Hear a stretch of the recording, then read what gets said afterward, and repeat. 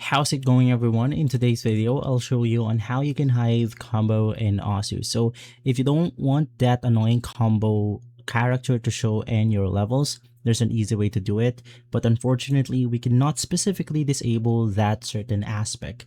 But instead, we actually have to disable the UI itself. But this will make everything cleaner. So you want to head over to the settings of Osu, and in here you want to type user interface, or you could just simply navigate on it. And in here you want to go ahead and look for the hide UI option. And if it's not on the user interface, I believe it's also going to be inside gameplay itself. So there's going to be the HUD, which is going to be HUD. And then on the first setting, we have HUD overlay visibility mode. You just want to make sure to select the hide during gameplay option.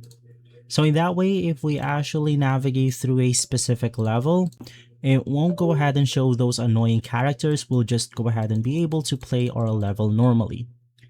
And so guys, if this video has been helpful, leave a like, subscribe, and follow us for more videos like this. Thanks for watching.